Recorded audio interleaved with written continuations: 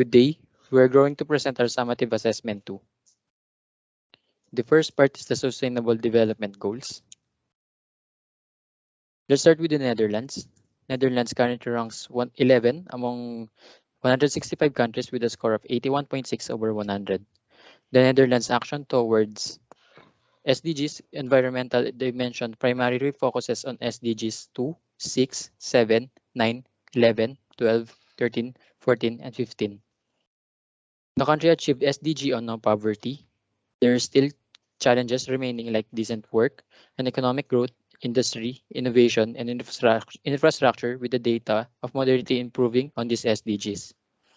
The Netherlands promotes long-term innovation and investment, notably in green technologies such as biofuels, circular economies, and electric vehicles. These practices can be done in the Philippines since one of the major challenges in this country is the industry, innovation, and infrastructure. Next. Japan ranks 18 out of 165 countries with a score of 79.85 over 100. Japan has participated in several dialogues even before it was successful in adding the concept of human security and development goals under SDGs negotiating process. Japan is on the track or maintaining their achievement on no poverty and good health and well-being. But both indicators still faces challenges. While quality education is already achieved and is maintaining their achievement. Japan gave importance to the quality of its infrastructure, disaster risk reduction, marine plastic litter, climate change, women empowerment, health, and education, just like in the Philippines, but they promote the development goals with transparency and integrity to achieve those. Next slide. Last country that will be discussed is the India. India currently ranks 120 among 165 countries with a score of 60.1 over 100.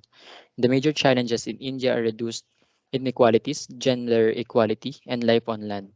These SDGs are either decreasing, stagnating, or have no available data. The data indicates that the discriminatory law, policies, and practices and promoting appropriate legislation, policies, and actions are poor in the said country.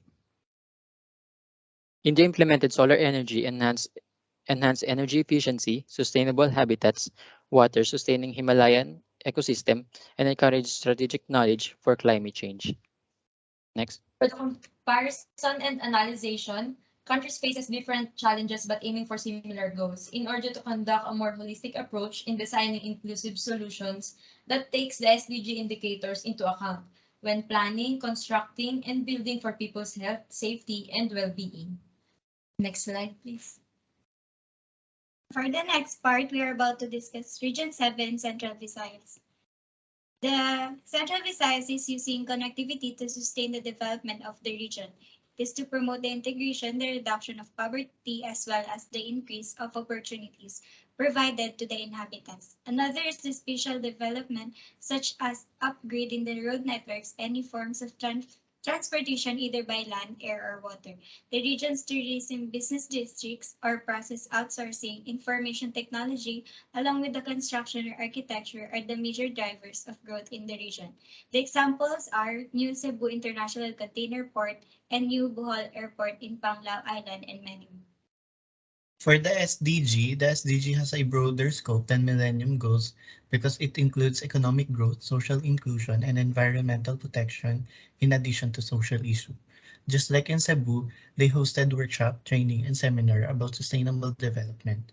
Next, please.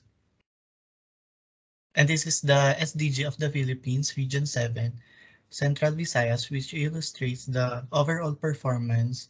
And for the trends, number 1 is climate action, number 2 is responsible consumption and production, last is quality education. Next. And this is our reference. Thank you.